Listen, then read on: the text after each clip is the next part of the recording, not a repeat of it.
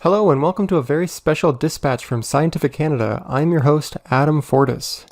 Soon the Canadian Science Policy Conference will begin, but before it does, we've got a handful of pre-conference panels and sessions to wet our whistles, so to speak. I'll be doing my best to provide some coverage of the sessions as they come. I'm predicting that I will get overwhelmed at some point in the next 2 weeks, so don't expect a nightly debrief, but I'll do my best to get these out as quickly as I can. I'll be taking notes and recording audio, so you can access this stuff however you find most comfortable. The audio is also going to be uploaded to YouTube in case you're looking for captioning. If there are any other ways that I can make these more accessible, just let me know and I'll do my best to accommodate. Okay, but before we dig in, I just want to take a second to say that this podcast is brought to you by scientificcanada.ca. The goal of Scientific Canada is to get real science to real people, which we do by producing hopefully entertaining and hopefully informative content about research, academia, and just general curious nerd stuff. A big part of our thing is finding and promoting new projects and new voices with some financial support and some expertise. So if you have an idea for a project, we'd love to hear from you.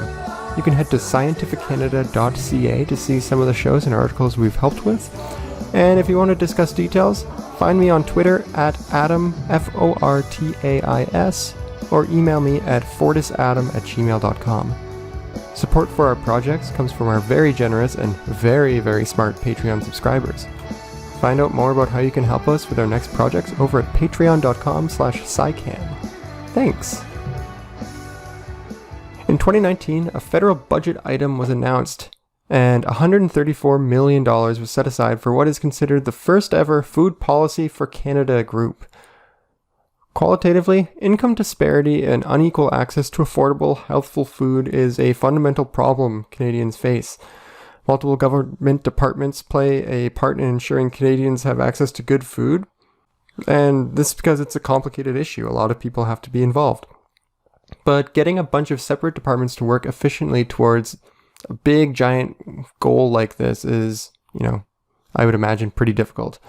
So that's what the argument for creating the Food Policy for Canada initiative was. In this first pre-conference session at the Canadian Science Policy Conference 2021, we heard a panel discussion with 5 members of the Canadian Food Policy Advisory Council, who more or less introduced us to the Food Policy for Canada and presented their opinions on key priorities for the new government and reflected on barriers that need to be overcome. The session was organized by the University of Guelph and moderated by University of Guelph's Malcolm Campbell. His background is in plant genome biology, except it wasn't actually, it was moderated by Evan Fraser. So, if you head to scientificcanada.ca, I do a little rundown of the people on the panel, but very briefly, I will say that we had Sylvie Coutier, a CEO of Quebec Food Processing Council. We had Evan Fraser, Senior Management and at the Arrel Food Institute at the University of Guelph. We had Joseph LeBlanc, Associate Dean of Equity and Inclusion at Northern Ontario School of Medicine. Mr. Connor Williamson, scientist and researcher and member of the Canadian Food Policy Advisory Council. And Executive Director, Food Secure Canada, Giselle Yasmin. So there were a few technical hiccups here and there. We weren't able to hear from everybody, but the session was essentially getting to know some of the members of the Food Policy for Canada team, what their group's goals are, and their philosophies and initial thoughts on how to achieve these goals. But before getting into specifics, let me tell you some things about the Food Policy for Canada taken from their website. Food systems, including the way food is produced, processed, distributed, consumed, and disposed of, have direct impacts on the lives of Canadians. Food systems are interconnected and are integral to the well-being of communities, including Northern and Indigenous communities, public health, environmental sustainability, and the strength of the economy. All orders of government, including many federal departments, have taken actions to address food systems issues, for example, through income support programs, policies to improve food environments and support healthier choices, initiatives to reduce greenhouse gas emissions, investments in innovation to increase agriculture and food sectors' capacity, But despite this wide range of actions being taken, issues still exist in the Canadian food system. For example, around 1 million Canadian households are not able to access healthy food, almost 2 in 3 Canadian adults are overweight or obese, and about 1/3 of food produced in Canada is wasted.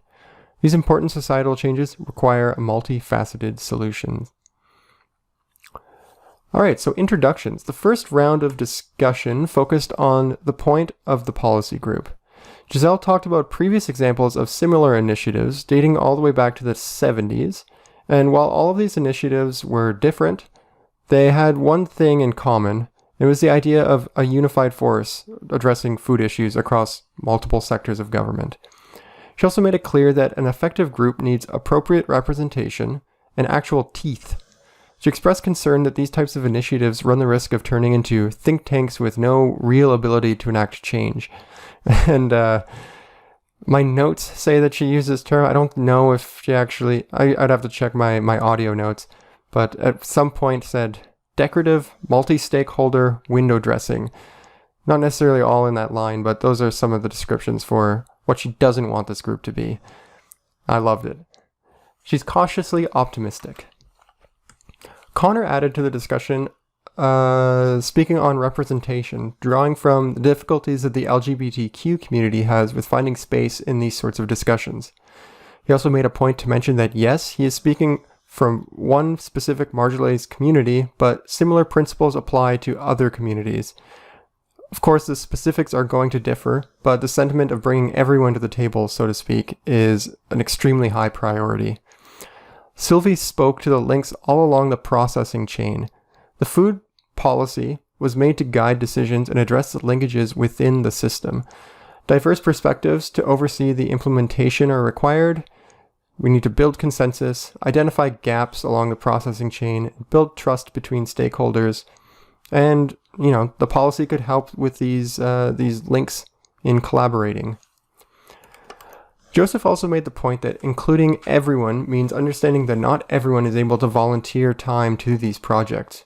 It's a known problem that marginalized groups are implicitly excluded when committees and groups demand participants give up productivity in other areas of their lives in order to have a voice. It's just not fair.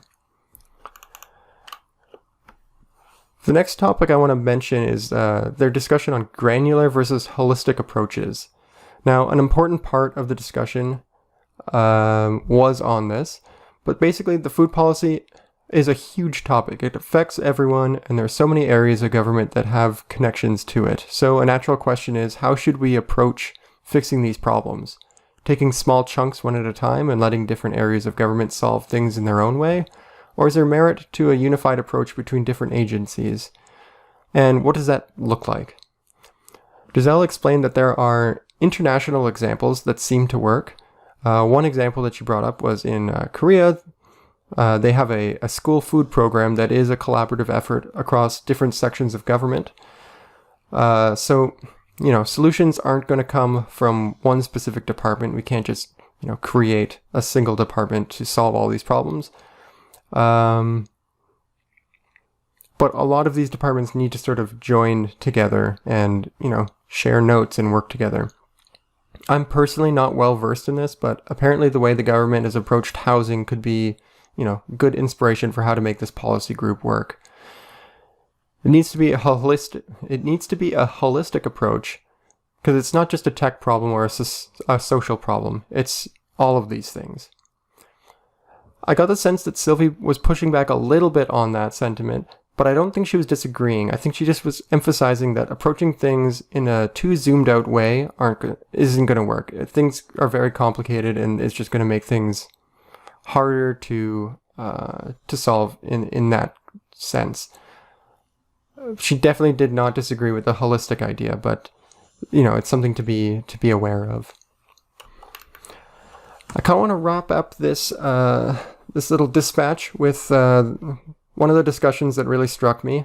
It was talking about rights-based approaches. So I wanted to focus on this discussion because, it was new to me. It's an idea I haven't come up against before, but it makes a ton of sense. So my understanding after the session is that a rights-based approach gives priority to interests tied to the rights of people over stakeholders. So this might sound obvious when I, dig into it and start describing it, but here it goes. So Joseph explained that there's a requirement to prioritize the rights of indigenous communities over economic contractors in, the way Canada works. That's something that is part of how we're supposed to be making decisions as a government. This doesn't mean it's to the exclusion of industry. Like we should still think about industry and their interests, but he brought up an example of Northern Ontario in general. Northern Ontario is kind of like one big forestry and mining community. These towns, they're very small, they're about an hour apart, but these are traditional territories too. These aren't just, outposts for pulling resources. So rights holders should be considered first, and then stakeholders. For example, food, having access to food or water, and just living in these areas should be considered first before exploiting the natural bounties. He also made mention that, there's two sort of distinct systems going on. Natural resource management, which is generally a provincial issue, and Indigenous rights, which is generally a federal issue. So, both of these areas of government have to get on the same page with bumping up rights-based approaches in terms of priorities. Now, related to this was a audience question. It was asked via text, and it read, a significant barrier to integrated resource management, example food, water, natural resources, is the division of responsibility between the federal and provincial governments as outlined in the Constitution. For example, this is especially relevant for agricultural water use, as rivers, water sources between jurisdictions. How can we overcome this barrier in targeting systemic changes to improve food security? Again, Joseph took the lead on this one and brought up that it's a unique Canadian challenge. There's water, there's land, there's navigable waters, there's local rivers. These are all the same bodies of water in theory, but they're all compartmentalized in a colonizer's sort of perspective. And that doesn't really make sense. A lot of these, government institutions and things are developed with the mindset of an outsider coming in, divvying up areas with the interest of extraction, resource extraction. What we should really be considering is, what does Indigenous policy look like? And he emphasized that in this context, what he means by Indigenous is, policy that is emergent from a place. So what would that kind of government look like? One that, was developed by the people who live in this area, for the people who live in this area, to help these people thrive. It doesn't have to be Indigenous people specifically, but, a lot of the infrastructure was built on the idea, like a colonialized ideal. So, what would things look like if we built them from the ground up with people in mind? And Giselle kind of put a cherry on the cake with an old joke that it's, easier to trade internationally than between provinces. And I feel like that kind of summarizes a lot of the priorities of this policy group, this food policy group. So that is it for the audio recap today. If you are interested in my raw, unfiltered notes, you can head to scientificcanada.ca. I also have the transcript of what I just told you. It'll be up there as well as a few links to various resources and things that were brought up. I couldn't mention everything that was discussed because, we were in there for 90 minutes, but I tried to pull out some of the more interesting things from my perspective. So, like I said before, I'm going to try to do this as often as I can throughout the next 2 weeks. If you enjoyed it, refer a friend, tune in, subscribe, do whatever you need to do to remind yourself to check back. Thanks so much. My name's Adam Fortis, and have a good night.